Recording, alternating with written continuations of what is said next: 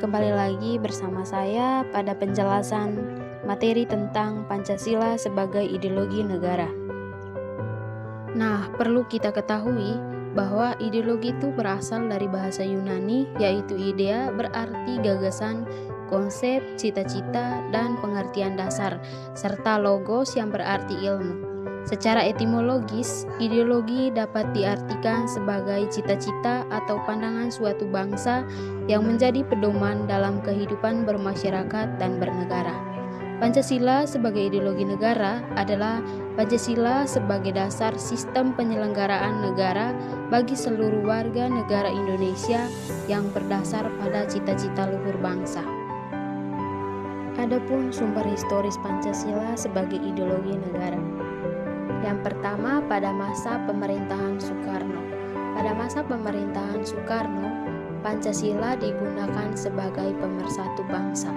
Pada periode 1945 sampai 1950 yang menggunakan sistem pemerintahan presidensial. Namun, dalam praktik kenegaraan, sistem tersebut tidak dapat diwujudkan. Kemudian pada periode 1950 sampai 1959 itu mencampur ideologi Pancasila dengan ideologi liberal sehingga berpengaruh terhadap stabilitas pemerintahan. Kemudian yang terakhir pada periode 1956 sampai 1965 yang biasa kita kenal sebagai periode demokrasi terpimpin dikarenakan menganut supremasi presiden. Yang kedua, pada masa pemerintahan Soeharto. Pemerintahan Soeharto ini ingin melaksanakan Pancasila dan juga Undang-Undang Dasar 1945 secara murni serta konsekuen sebagai kritik pada Orde Lama. Yang kedua, pada masa pemerintahan Soeharto. Pada pemerintahan ini ingin melaksanakan Pancasila dan juga Undang-Undang Dasar 1945 secara murni serta konsekuen sebagai kritik kepada Orde Lama yang menyimpang dari Pancasila melalui program andalannya yaitu P4 atau Pedoman Penghayatan dan Pengalaman Pancasila. Adapun nilai dan norma-norma yang terkandung dalam Pedoman Penghayatan dan Pengalaman Pancasila atau Eka Prasetya Pancakarsa. Berdasarkan ketetapan tersebut meliputi 34 butir. Namun sayangnya pada keberlanjutannya Pancasila dijadikan sebagai organisasi politik dan organisasi kemasyarakatan. Yang ketiga, pada masa pemerintahan Habibie. Pada masa pemerintahan Habibie itu menghapus P4 dan tidak menjadikan Pancasila sebagai program prioritas dikarenakan disibuk dengan ketidakstabilan kehidupan bidang politik baik di dalam negeri maupun di luar negeri. Penghapusan P4 ini disertai pula dengan pembubaran BP7 atau Badan Penyelenggaraan Pelaksanaan Pedoman Penghayatan Pengalaman Pancasila sebagai lembaga yang bertanggung jawab memberikan penataran P4 melalui keputusan Presiden nomor 27 tahun 1999 tentang pencabutan keputusan Presiden nomor 10 tahun 1979. Kemudian sumber historis Pancasila sebagai ideologi negara pada masa pemerintahan Abdurrahman Wahid. Presiden Abdurrahman Wahid memandang Pancasila dalam dua aspek, yaitu Pancasila sebagai ideologi bangsa dan falsafah negara berstatus sebagai kerangka berpikir yang harus diikuti oleh undang-undang dan produk-produk hukum yang ada. Pada masa pemerintahan beliau, aliran kepercayaan Konghucu diakui dan diberikan ruang untuk menjalankan peribadatannya. Pada masa pemerintahan ini juga diwarnai konflik gerakan separatis di Aceh, Maluku, dan Papua. Yang kelima, pada masa pemerintahan Megawati. Pada masa pemerintahan ini menitikberatkan pemerintahannya kepada masalah ekonomi.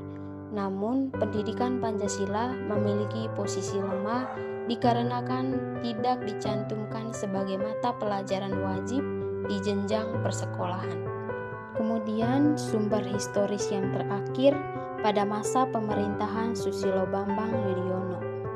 Pada masa pemerintahan ini, belum ada lembaga yang bertugas untuk mengawal Pancasila seperti yang diamanatkan dalam Keputusan Presiden nomor 27 tahun 1999.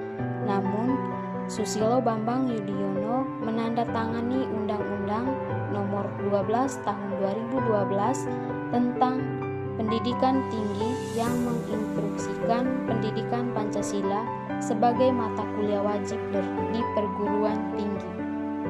Selanjutnya adalah peran Pancasila sebagai ideologi negara.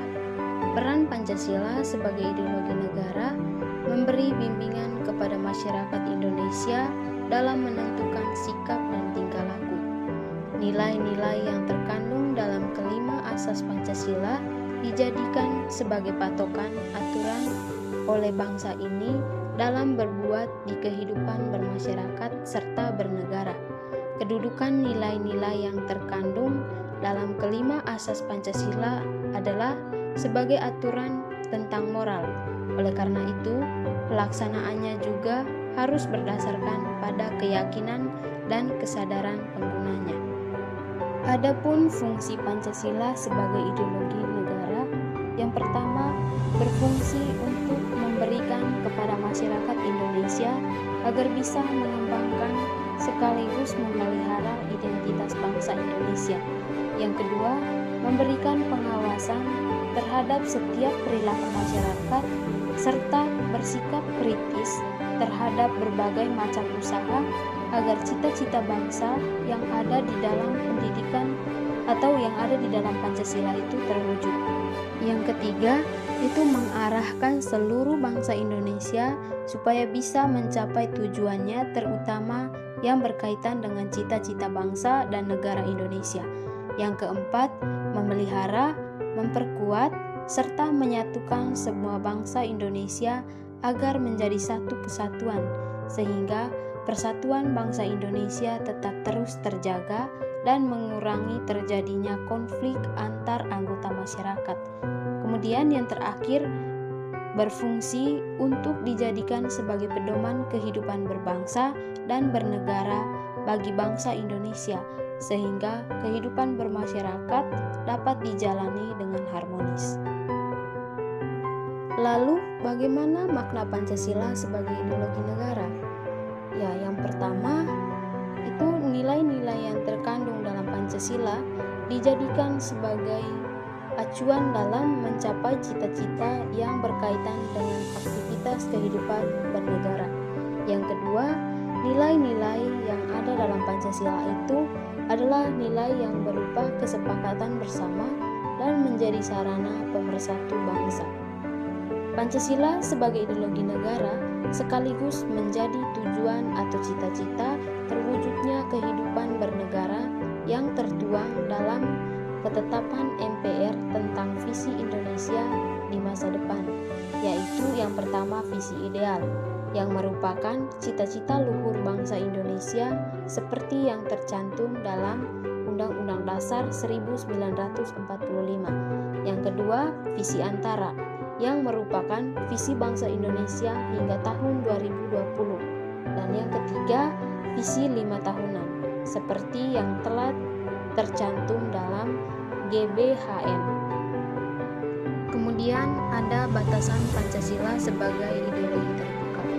Sebelum mengetahui batasan-batasan tersebut, perlu kita ketahui apa itu ideologi terbuka.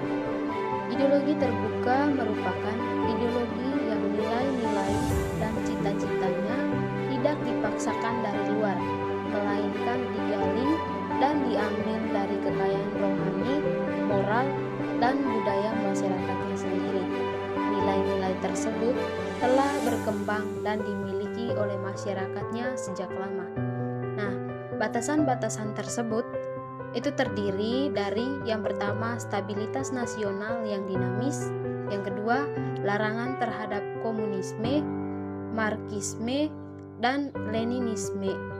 Yang ketiga, mencegah berkembangnya paham liberal. Yang keempat, larangan pandangan ekstrim. Dan yang kelima, penciptaan norma baru melalui konsensus. Oke guys, sekian penjelasan dari saya. Sampai jumpa di video selanjutnya. Maaci.